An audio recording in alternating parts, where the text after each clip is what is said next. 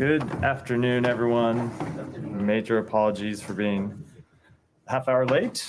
I can make it up for you by having nothing to start with and going straight to Matt's questions. I won't inflict. Not only nothing to start with, but nothing to say. I won't inflict any. I have plenty to say, but I will not inflict any opening comments on you. All right.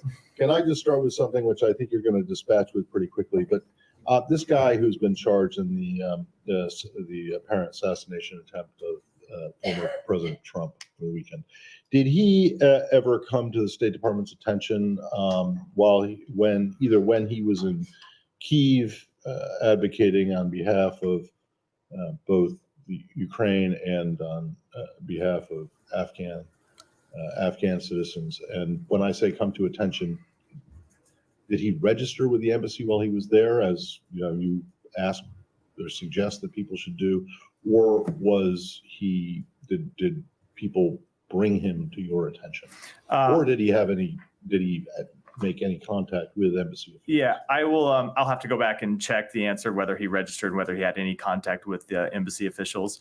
I'm not aware either in either case. Obviously, we do ask people to register.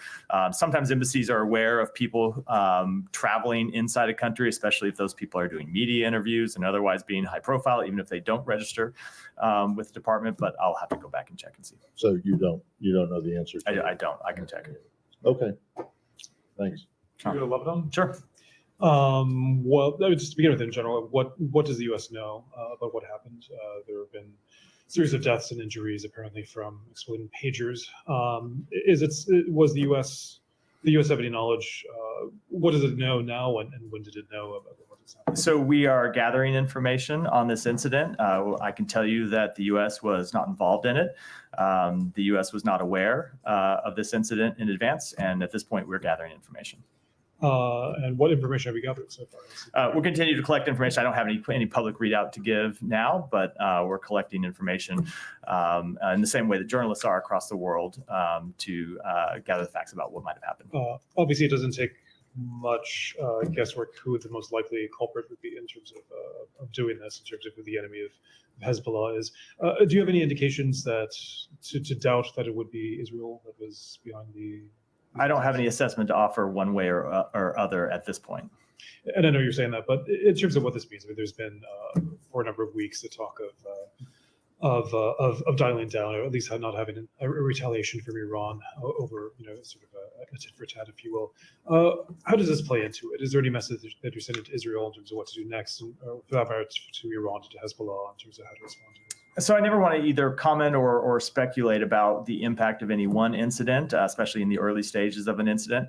And I'm not going to do so here. That's been our consistent policy to try and avoid doing. I will say that our overall policy remains consistent, which is we do want to see a diplomatic resolution to the conflict between Israel and Hezbollah. We want to see one that allows the tens of thousands of Israelis who've been displaced from their homes and the tens of thousands of Lebanese who have been displaced from their homes to be able to return home. And that's what we are continuing to pursue. I'll let others too. Yeah, Mary.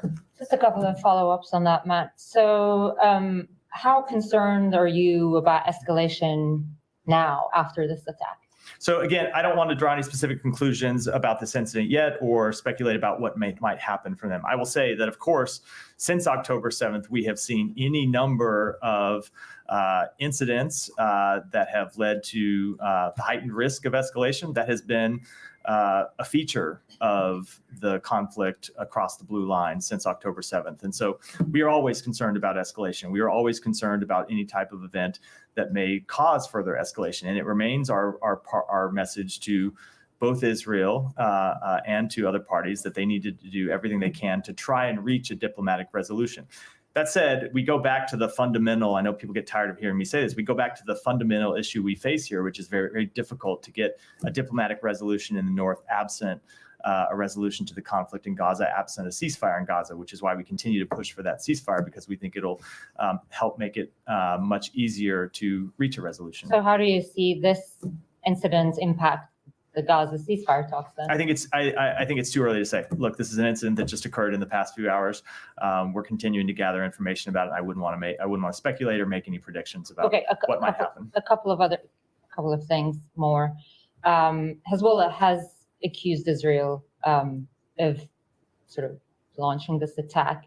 You said you're gathering information. Is there anything in that information that would lead you to sort of reject that accusation? I just don't want to offer any type of assessment on this incident one way or the other at this point. Are you trying to make an assessment though? Like in your gathering of information, are you going to be able to offer an assessment tomorrow or the next day? Or is the United States going to be completely like, this has nothing to do with me, I'm not going to? We are continuing to gather information, and when we have something to say about it, we will certainly say it, but not before then. Okay, one final thing. Regardless of this incident, although it's a little bit hard to sort of leave that aside right now, but over the past couple of days, we have heard Prime Minister Netanyahu especially talk about how unsustainable it is in north, in the border. And last night, the cabinet basically said military action would be needed to allow thousands of residents to go back to their homes. They've effectively expanded the objectives of the war. So does the United States see military action from Israel more likely in light of that? So we agree that it is unsustainable for tens of thousands of Israeli families to be displaced from their homes, just as it is unsustainable for tens of thousands of Lebanese families to be displaced from their homes. All of them need to be able to return home. So then you go to the question of what's the best way to achieve them being able to return to their homes. And it is our judgment that a diplomatic solution is the best way to get them back to their homes. Because if you look at what a military conflict would entail, it's hard to see how that gets those families on either side of their border back to their homes quickly. So that's why we continue to push both sides. We continue to push for a diplomatic resolution of this conflict. Follow up on Yeah, that. go ahead. Can I follow up that? You say you're gathering information. How are you gathering that information? Do you expect to have an independent U.S. assessment to follow on Humera's question? So I don't want to prejudge what we'll say in the days to come. I can tell you what we're doing right now is gathering information through all of the ways in which we usually gather information. And have you been in touch with any Lebanese or Israeli officials?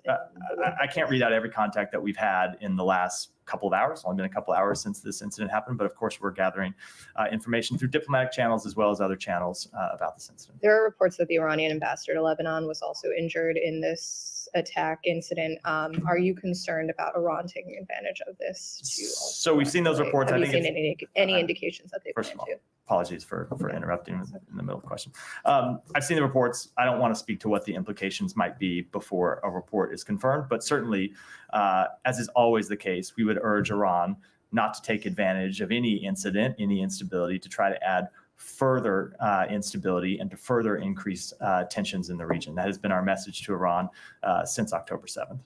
Go ahead. Just a quick follow-up, and you offered a line on it, but just to make sure it's airtight. So the U.S. was in no way involved in terms of supporting this operation, offering intelligence.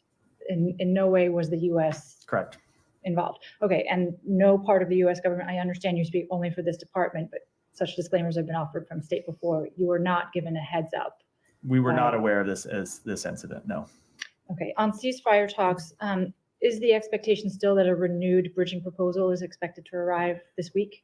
So I have not put a timetable on that. I think I was asked about this a number of times yesterday. And I said I'm not going to put a timetable on when we might put forward a further proposal. We are engaged with, we continue to be engaged with the other two mediators in the conflict, Egypt and Qatar. The secretary is on his way to Egypt right now. We'll be meeting with Egyptian officials about a number of things, but squarely on the agenda is how we get a proposal that we think would secure agreement from both parties. I don't want to put a timetable on when we would put that proposal forward because ultimately we want a proposal that's going to get to yes. And it's very important that we, as you've heard the secretary say, stop the haggling back and forth. And so when we present a proposal, we want to know it's going to get to yes. And that's the work that we're doing with our Egyptian and Qatari partners this week.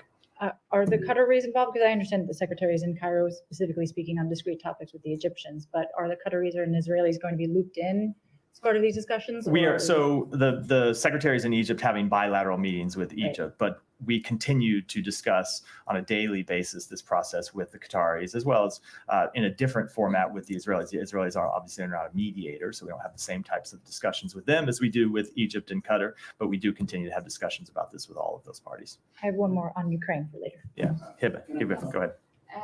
I'll come to you, Sai. I know that you don't want to comment on what's happening, but till now the figures, we don't know the accurate figures of what happened in Lebanon. Some are talking about 3,000, 4,000. We have civilians, and there also the Iranian ambassador, also sons of members of parliament from Hezbollah blocks. The question, do you think that this is a legitimate target for any party to do that, whether it's Israel or someone else? Because there are Hezbollah targets in this, if it's attack or incident or whatever you want to call it. So let me not comment with respect to this specific incident in answering the question, only because there are a lot of reports out that in many cases are not yet confirmed. And as you well know, sometimes in the early hours, the reporting you see in the early hours tends to be somewhat off the mark. It gets supplemented with additional facts as time goes on. So I will just say what we believe are legitimate targets and what are not legitimate targets. Obviously, we believe that civilians are not legitimate targets for any type of operation, and that no country should be targeting civilians. No country nor organization should be targeting civilians. Members of a terrorist organization are legitimate targets for countries to launch operations against. And those are the principles that we hold ourselves to, and those are the principles we expect other countries to uphold in their operations. Okay, Matt, and you were also saying that it's hard to achieve a diplomatic solution on the northern front between Hezbollah and Israel unless we have a ceasefire in Gaza. This would be more helpful. Also, Hezbollah is saying the same, but the Israeli wants to change the situation, the current situation. They don't want to go to October 6th. They want to change the current situation, not the same way it was before October 7th. Do you support that? So what do you mean? In what way do you mean they want to change in the what situation? way they don't want Hezbollah fighters on the borders? They want a buffer zone. I mean, are you able to achieve that? So we do want to see Hezbollah fighters withdraw from the border and agree to the parameters of the UN Security Council resolution that was passed some time ago, which they have been in violation of. So we do want to see that. That is absolutely true and has been our policy for some time.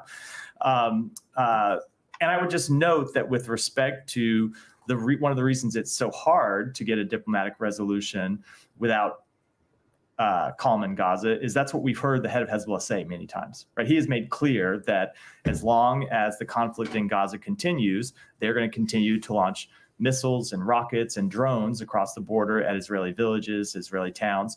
And so that is the impediment that we face. And we very clearly take him at face value, given the actions that Hezbollah has shown to be true over the past 11 months. It doesn't change what we have to do and what we're trying to do, and we'll continue to stay focused on. One more question on this, but the Israeli argument is that we cannot, if we keep the situation as it was on October 6th, we cannot prevent another October 7 from the northern borders. Do you believe this is an accurate assessment by them? So certainly we want to see a long-term resolution to the security situation that Israel faces in the north of Israel. And we want to see a long-term solution to the insecurity that civilians in southern Lebanon have faced. And so you look at this in stages, right? The first thing that we want to get is a ceasefire in Gaza. You heard me talking about that for the last few minutes because we think that would allow us to unlock a diplomatic resolution across the blue line. We would like to see, as part of that diplomatic resolution, a cessation of hostilities. And then ultimately, we would like to see some kind of long-term diplomatic resolution like those that have been reached in the past and at times have broken down. I'm not going to get into the details because those are the things that we would have to negotiate, but it all starts with a ceasefire in Gaza. And that's what we're working on. But to answer your question fundamentally, we don't want to see a situation where Israeli families in northern Israel are living in constant fear of their lives from terrorist attacks. We do want to see that situation change. The question is how you get there, whether you get there through a diplomatic resolution or whether you get there through military action. And it continues to be our firm belief that the best way to do it is through a diplomatic resolution. Matt, a follow-up on this. I promise I'll come to you, then you, Michelle. Go ahead.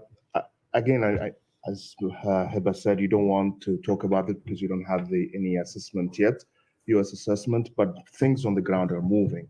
Hezbollah already is accusing Israel of considering this incident as an attack. The Israelis are putting their relative forces in high alert. There are some reports that Israel will declare soon that the Northern Front is the main front in this war. Do you still believe that your influence is capable of holding this conflict from not exploding into a regional war? Because it seems that it's slipping from your So hands. it is not, I understand why you pose the question to me. It's not just a question for the United States. It is a question for every party in the region. Of course, it's a first order question to Israel. It's a question to Hezbollah, but it is a question to all of the other countries in the region about what type of region that they want to live in. So the United States is going to continue to push for a diplomatic resolution. We're going to continue to talk to our partners in the region about the need to avoid any type of steps that would avoid escalation of the conflict. But ultimately, as is always the case, this is a question for parties in the region and what kind of world and what kind they want to live in and what kind of future that they want to have. We continue to believe that the solution to the situation in Gaza, the situation across the blue line, the broader instability that the region faces is to tone down the rhetoric, tone down the tensions, tone down the hostilities, get a ceasefire in Gaza, move to a diplomatic resolution in the north, and set the conditions for broader regional stability. But that requires actions not just by the United States, but by parties in the region who have some agency of their own.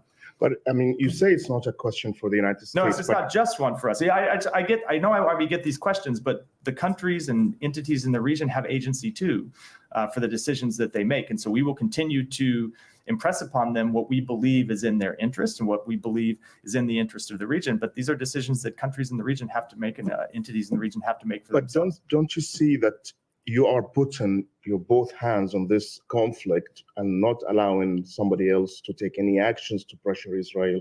You're not allowing the UN Security Council to put any pressure, any other countries or international agency in the world who will criticize Israel with an action. You will go against them. So you are actually holding this conflict with two hands and not allowing others to act.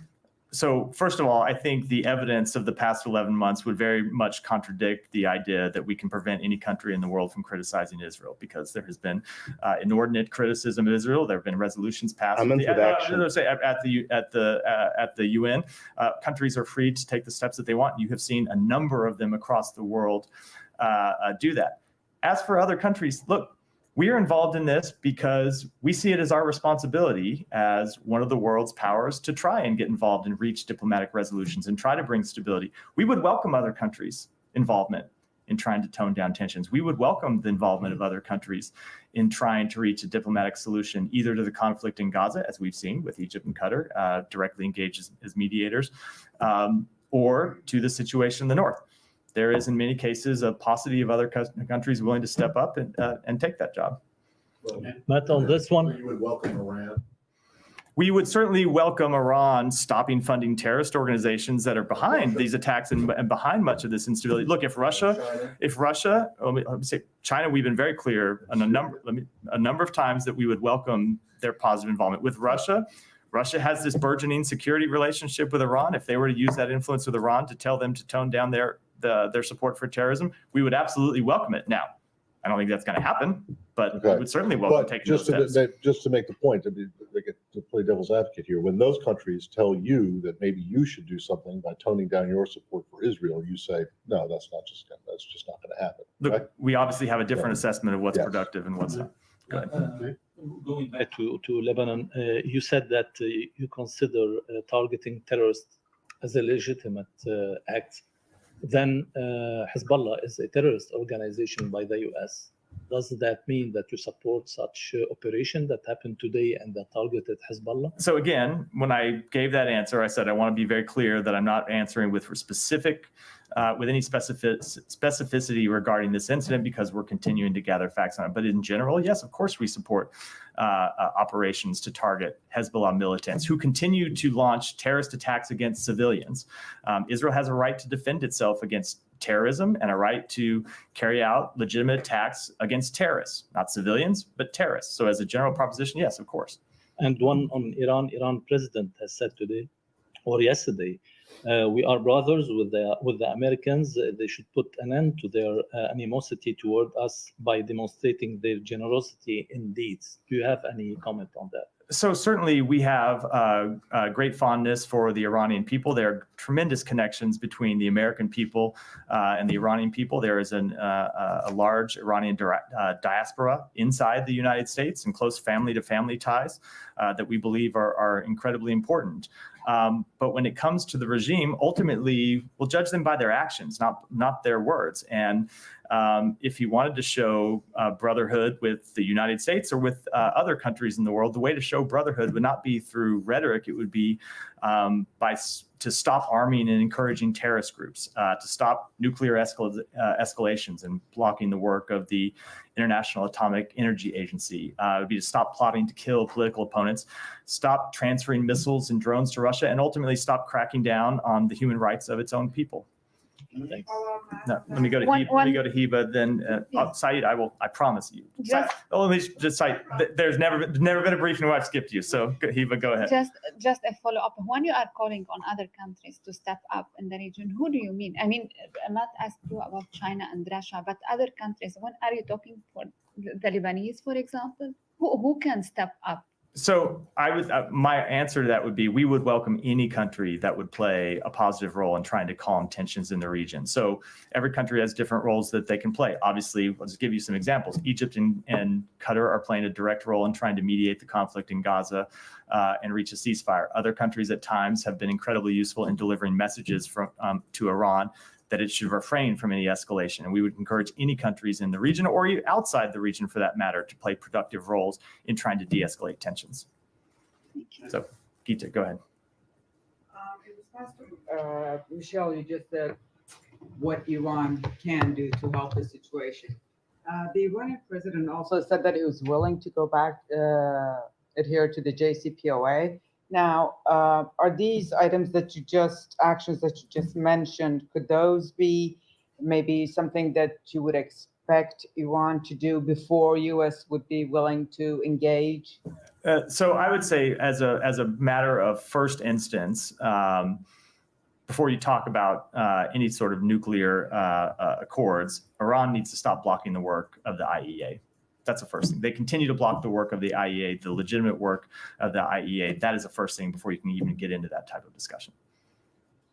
Saeed, it didn't take too long. I want to ask you, what kind of message is Israel sending by doing this attack today, while a high-level American envoy doing that to do precisely the opposite of what they did? What kind of message are they sending? Are they just saying, I want to understand further. I know. I mean, I'm just following up on that point. So because Israel has like a tradition of doing that. I mean, every time there's a high-level American visitor, they either increase settlements or they attack or they increase their attacks and do things like this. So obviously they're not really interested in what you're calling for in diplomacy. Isn't that true? So I don't have anything to add about this incident than what I said in response to the previous questions. I will say with respect to diplomacy, as I said in response to one of the other questions, countries have to make their own decisions, but we continue to believe that a military escalation to this conflict will not achieve Israel's goal of returning the people who have been displaced from their homes to their homes quickly.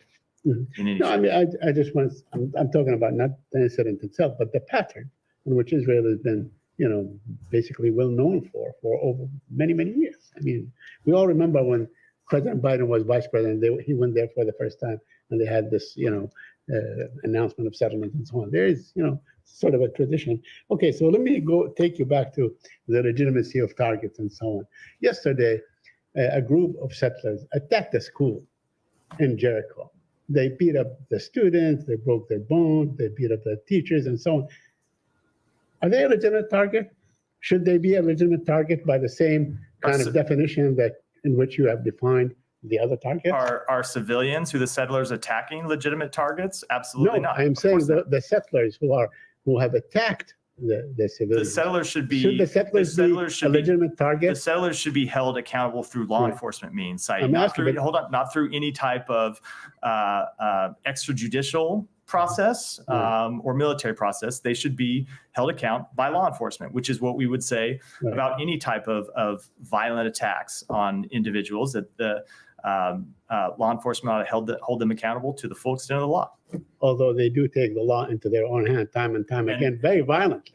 Absolutely, which is why we believe they should be held accountable. And as you've seen the United States make clear through our own actions, Right. if and when Israel does not step up and hold people accountable, we will do so ourselves. I know that you can, you in years past, you designated the kind of group as a terrorist organization. Should, armed settlers like this, that you keep sanctioning and so on, be also named as terrorist organizations? I'm not going to speak to any type of designations before we would Right. make that any such determination, but we will continue to hold extremist settlers accountable for violent actions. A couple more questions. Now, yesterday there were a group of UN experts that basically called Israel to be a pariah state, and they're calling for, of course, a ceasefire and so on, and because over what they termed as genocide.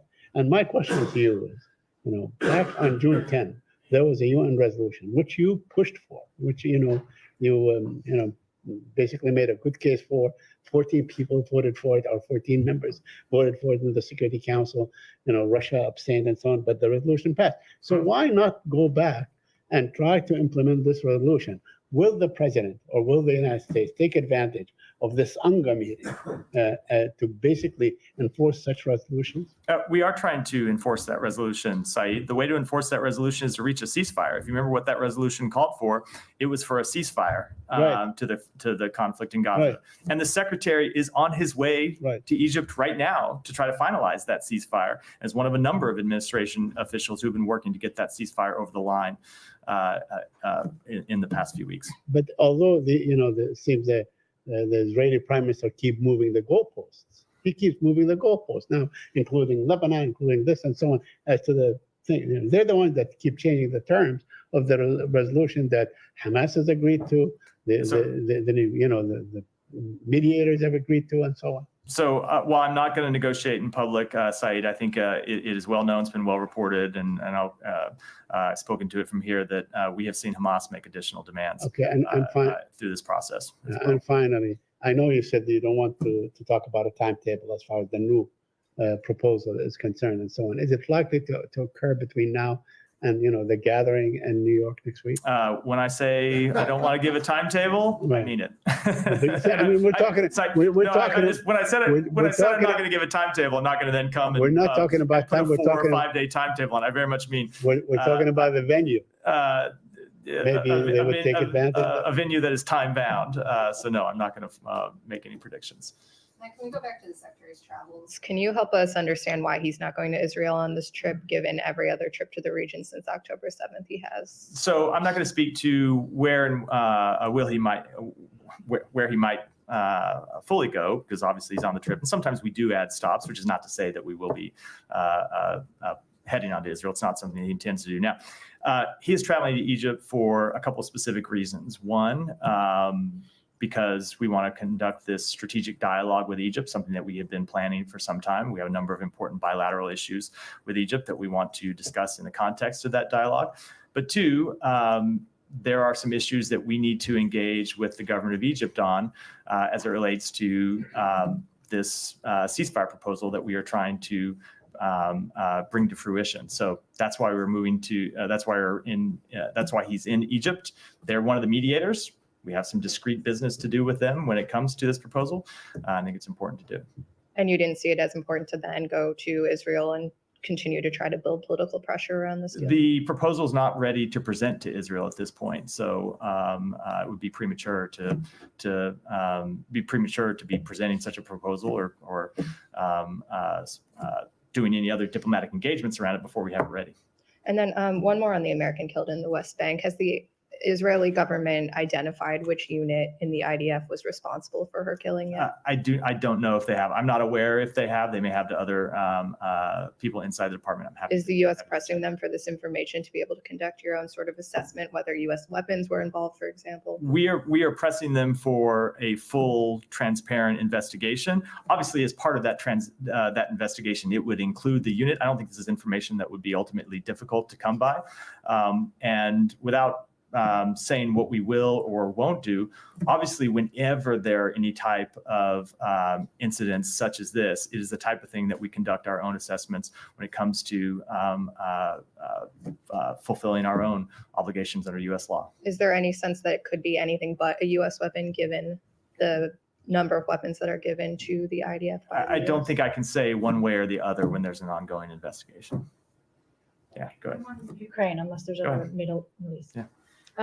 This morning, Ambassador Linda Thomas-Greenfield described President Zelensky's victory plan. First, she confirmed that the U.S. has seen it, and she said it lays out a strategy and a plan that can work. I just want to confirm first that Maine State Department has also seen the plan and shares this view. We were briefed on elements of the plan when we were in Kyiv last week, and yes, we share the Ambassador Thomas Greenfield's assessment. As President Zelensky has said, he looks forward to presenting that plan in detail to the president in the coming days and weeks, and I think we'll await that meeting before offering any kind of further conclusions about it. Is there a timeline associated with the implementation of the plan? I think I ought to let President Zelensky, whose plan ultimately this is, speak to the details of it. Okay, and on the question of Ukraine's use of long-range American-provided missiles in Russia, Secretary and Foreign Secretary Lamy said that discussions would continue during the UN General Assembly next week. First, want to confirm you have no policy announcements to make today Correct. regarding that. So if indeed this decision hasn't been made and hasn't been made tacitly, is it the U.S. view that the Ukrainians don't need this capability urgently enough that it merits additional weeks of discussion? I don't think you should draw any conclusions about us conducting the type of deliberate process that we have always conducted when it comes to providing Ukraine the tactical assistance they need, providing the capabilities that they need to win this war. The Secretary spoke to this, and well, you were on the trip, you don't want to hear me repeat what he said about how we have to be deliberate and careful, and ultimately make sure that with everything that we provide them, there's a strategic rationale for doing so, and so we continue to engage in that process with them. Absolutely, but you and the Secretary have described this as a critical point for the Ukrainians, a pivotal point on the battlefield as well. So there's no concern about the length of this deliberative process regarding this one policy. No, as you've heard the Secretary of Defense say, there is no one capability that ultimately by itself is the magic wand that is decisive in this conflict. There are a number of different capabilities that taken together can help Ukraine win this war, and that's what we continue to provide them, and we will continue to assess whether there are additional capabilities, additional tactics, additional techniques that we ought to provide to them. And when we assess that it is in their interest, in the interest of the United States to do so, we'll do so. And just one additional point of attempted clarification, is it the U.S. position that other Western countries who have provided long-range weapons to Ukraine should wait for consensus before they greenlight the use of their own weapons by the Ukrainians? So those are conversations that we have privately, and I think I'll keep those conversations in private diplomatic channels. Alex. Follow up on this question. The announcement and decision. So you don't have announcement to make, but that doesn't mean that there is no decision. I just don't have any announcement about change in policy. Have you guys turned down Ukraine's request on? I don't have any further. I don't have anything further to say. These are things that, that we discussed directly with our Ukrainian counterparts, and we'll continue to do so. But the Secretary said in Kyiv, and also you repeated yesterday, that you guys want Ukraine to win. How do you expect them to win with one hand tied behind? We expect them to win by continuing to provide them the billions of dollars in security assistance that we have provided them since the outset of this conflict, the type of security assistance that, along with brave Ukrainian fighting, has led them to recapture a majority of the territory that they lost to Ukraine in the early days of the war. Lost to Russia, excuse me. Thank you, Matt. That they lost to Russia in the early days of the war, the capabilities that have led them to win the battles of Kyiv and Kharkiv and Kherson, and have led them to push Russia back from the Black Sea those are the types of policies that have shown success that we will continue to pursue. Thank you. We just discussed Iran minutes ago. Russia's Shoigu happened to be in Iran today. Do you have any evidence that the missiles that they have provided have been used on the battlefield? I don't have an assessment to offer of them having been deployed yet. Obviously, as you heard the secretary announce, we have seen them be delivered to Iran. I do not yet have an assessment. Russia, man, I'm all over the place. To Russia, I do not yet have an assessment of them having been used on the battlefield. And I also want to follow up on what you just told my colleagues about Iran's capabilities, nuclear capabilities. We have seen reports that some of them are very compelling, suggesting that Iran might have nuclear capabilities before the end of this administration. If that's true, why should we trust any word coming out of Iranian president's mouth? So give me a break with it if that's true. So you're going to take a report that has not been verified and say if that's true. It continues to be our policy that Iran will not get a nuclear weapon, and we are committed to that. Thank you. I have one more on Georgia, if I may. Let me go. Only because we're short. Let me go. U.S. has imposed sanctions on the Chinese Research Institute and several companies involved in supplying Pakistan ballistic missile program. And this is not the first time such sanctions have been imposed. What are the real reasons and concerns? So the United States is committed to strengthening the international non-proliferation regime by taking action against networks supporting activities of proliferation concern. We have been clear and consistent about our concerns with Pakistan's ballistic missile program for many years.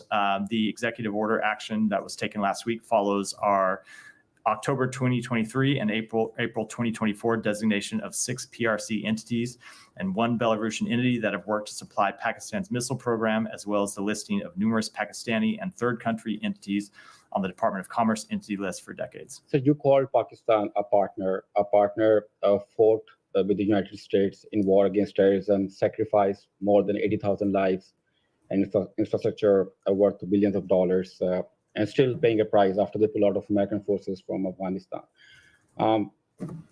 And in return, it gets sanctions on its ballistic missile program, which is very essential for its defense capabilities. And these are the thoughts of the foreign ministry when I spoke with them this morning. Yeah. And they also said that Pakistan considers this action biased and politically motivated. What is your thought on that? So Pakistan has been a long-term partner of ours, and I think what this action shows is that there continue to be places where we have disagreement, and when we have disagreements, we won't hesitate to act on those to protect America's interests. It has been our long-standing policy to deny support to Pakistan's long-range ballistic missile program, and we will continue to use our sanctions and our other tools to ensure our national security cannot be impacted, and that the U.S. financial system cannot be used by proliferators. Go ahead. Thanks, Matthew. What's the Secretary's reaction to the House Foreign Affairs Committee doing a markup of a resolution to hold him in contempt of Congress for not complying with the subpoena to appear before the committee related to its report about the withdrawal from Afghanistan? So we continue to not understand why the committee has chosen to take this step. As I said in response to a question from Matt yesterday, the Secretary has testified 14 times before Congress on Afghanistan. 4 of those times have been before this committee, including one appearance that was exclusively focused on Afghanistan. That was the sole subject of the hearing. We cooperated with their investigation into Afghanistan, provided them with documents, provided them with witness interviews, and we have tried to accommodate their request for a hearing. They asked for a hearing this Thursday. Obviously, the Secretary is traveling, trying to advance a ceasefire. He's not able to be there because he's doing the important business of the United States. But we've said we would make the Deputy Secretary available, and we have offered the Secretary to appear at a later date. And so we wish later date. These are negotiations that we have with the committee, but we've offered a later date when he's not traveling overseas, conducting important foreign policy interests of the United States, or otherwise engaged in these critical meetings that he has to do on behalf of the country. We have offered his testimony, and if they're fixated on this date, we have offered the testimony of the Deputy Secretary, and we wish that they would take yes for an answer rather than moving to this extraordinarily unnecessary and unproductive step. But he will show up for a hearing. You guys are not fighting the subpoena in court. They have. We are not at that point yet. They have moved directly to contempt when we were in what we thought was the middle of the type of negotiation process that the Supreme Court has said Congress must carry out when it comes to asking for testimony from executive branch officials. They asked for his testimony. We told them that we would engage with them on a date. They sent a subpoena. We told them that he was traveling to work to try to secure a ceasefire on the date of their subpoena, but we would be happy to accommodate them in other ways. And they, for some reason, have moved to this extreme step. I can't explain it, but we will continue to make clear to them that we will accommodate their legitimate oversight interests to the extent we can. But when it comes to just picking one date and saying the secretary has to be here when he has for some time planned to travel overseas to try to advance the foreign policy interests of the United States, that is not the type of legitimate accommodation process that the Supreme Court has said the Constitution requires. And finally, Russian President Vladimir Putin is directing the army to add 180,000 troops, bringing the total number to 1.5 million. This would make Russia's army the second largest worldwide, overtaking the U.S. Army, which is in third place currently. How is the U.S. planning to respond to this move? Does this concern Western allies at all? Well, let me just say first, it's another sign of the desperate choices that Putin has had to make to sustain this war. You've already seen it be an extraordinary drain on the Russian economy.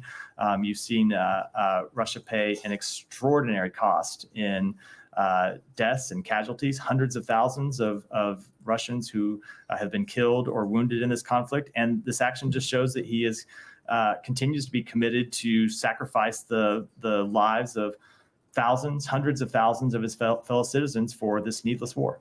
Thank you. Yeah. Just wanted to follow up on Saeed's question on the school in the West Bank. Yeah. So earlier this year, you announced a policy of sanctioning Israeli settlers who commit violence against Palestinians, and since then you've sanctioned several settlers. But you have also said that the establishment of settlements themselves in the West Bank is inconsistent with international law. And since these settlements that house extremist settlers are considered to be illegal, why aren't any of these sanctions placed on the illegal settlements themselves? Why isn't there a policy of sanctioning illegal settlements? So you have seen us sanction not just individuals, but organizations who have been involved in violent conduct, and that continues to be our policy to sanction those involved in violent conduct when we see the government of Israel not taking appropriate steps to hold them accountable. When it comes to the questions of settlements, yes, we have made very clear that we believe that they're inconsistent with international law. And fundamentally, this is the something that we believe needs to be resolved through negotiations for two states, which we continue to push for. But if you consider them to be illegal and they are establishing more settlements as we speak, why not sanction since they are illegal? I don't understand why. We have sanctioned people based on violent conduct, which is the authorities that we have under United States law. Ultimately, we have a policy question about what the ultimate way is to achieve a resolution to the very difficult situation in the West Bank. And we believe the way to resolve this question ultimately is through the establishment of an independent Palestinian state, something that I know is extraordinarily difficult. It's why people have been working on it for decades, but that we will continue to pursue. Well, let's make sure that the premise of the questions, completely legitimate questions, are that you believe that the settlements are illegal. That is not U.S. policy. As I said, we believe they're inconsistent. Yes, exactly. But you haven't corrected him. He said illegal numerous times, and you have answered, such as we believe that you think that they are illegal, quote unquote illegal, and that is not the U.S. position. So our position is, and I'll just say as a note that I oftentimes don't go around tangling with questions. I use my own words, and yes, we believe that they're inconsistent with international law. Gita, go ahead. Question on Turkey. Undersecretary John Bass met with his Turkish counterpart today in Turkey. I was wondering if you have a readout. I don't. I apologize. I haven't talked to Undersecretary Bass or other officials on the trip. I'm happy to take it back and get you a readout. A question on Mexico.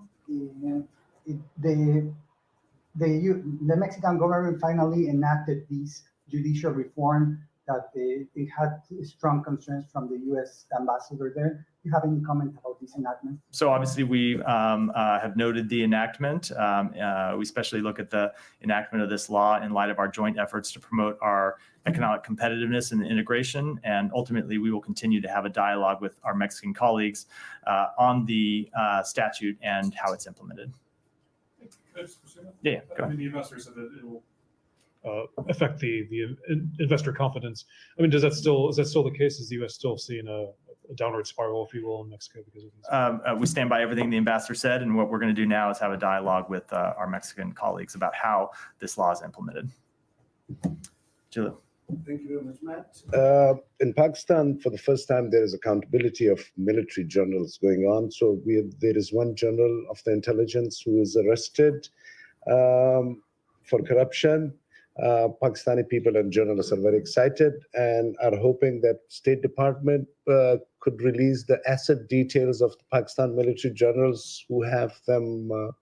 Tons of them have properties here. Can you make it official? I don't have any update on that. No. Okay, but is it in your notice that the same channels to transfer the money for the money laundering that they use to bring it to America, it's the same channels the terrorists use to transfer money to each other as well. And a Pakistani guy just recently has been arrested in Canada for doing a terrorist activity. Look, we're going to continue to enforce all U.S. laws that as they relate to support for terrorism, but I don't have any comment on those specifics. Just the last one. Today, Pakistan and Afghanistan has another very interesting diplomatic thing going on. I'm sure you're aware about their firing with each other's soldiers.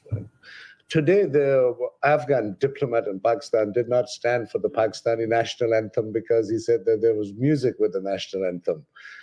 Do you have about these jokes going on in diplomacy in that part of the region or no? No, I just don't have any comment on that. That's not a matter for the United States. Go ahead, and then we'll wrap there. Thank you so much. Let me ask you on Georgia. In response to the sanctions, the Prime Minister of Georgia stated that this was not the decision of the State Department, but it was made by some other groups.